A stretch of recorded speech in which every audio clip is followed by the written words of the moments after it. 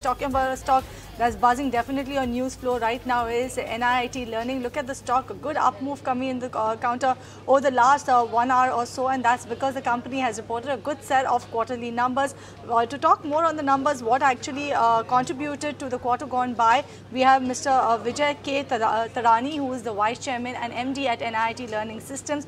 A very good afternoon to you, Mr. Thadani. Thank you so much for joining us on ET Now. And firstly, let's talk about the quarter gone by. If you look at your constant currency revenue growth on a quarterly basis, also a healthy number coming in. Your revenues have posted a good growth in the quarter gone by. If you could tell us what exactly contributed to such a performance in the previous quarter? Okay, so I think in the global uncertainty which exists across the board, I think there is an element of cost optimization, which most of the big companies are looking at on one hand. On the other hand, they have a stronger and larger transformation agenda because I think things like generative AI and overall digital transformation have great opportunities. So they want to reskill the workforce as well as cut down their cost structure. And I think NIIT Learning Systems is perfectly positioned to be a very, very reliable partner who can actually help them achieve this of reskilling their organization as well as transforming the organization as well as making sure that their overall cost structure is well managed. And I think that confidence with the 3 renewals, which make sure that we have 100% renewal track record and the strong confidence of the customer, basically that's what contributed to this growth. I think on our side, we managed our investments and cost structure very well. So I think we came at a higher margin, at a 25% margin, which was 113 basis points quarter on quarter. So I think overall, these are the factors which contributed to it.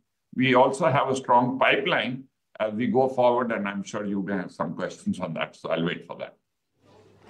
Right, but before we come to the pipeline ahead, what I also want to know is in terms of the margins of the company, we are seeing an improvement in the last couple of quarters that you're seeing, and Q4 managed 25% overall in terms of the EBITDA margin, while FY24 was 24%.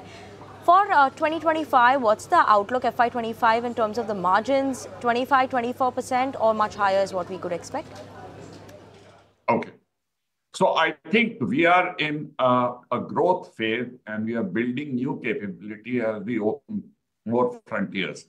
And during the investment cycle, the margin may vary. And we do believe that the margin will remain in similar levels. By the way, our guidance for the margin has been 20% plus. And last year, we managed our costs well. We did multiple things well.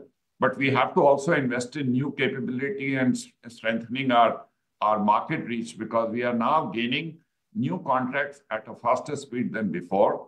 And I think we have an opportunity to take the leadership position in this space. We are already amongst the top 5. We do want to make sure that we move our positions up front as we move in the global rankings. So I think keeping all this in mind, we do see margins in the same range, but they may be 100, 200 basis points lower than last year. And may as well be in the same year because the certainty in the market will come from the second half of the year, which will determine. So overall, I think our margin trajectory over the period of time will now remain in this 22, 24, 25 range. That's approximately how we are gearing up the business.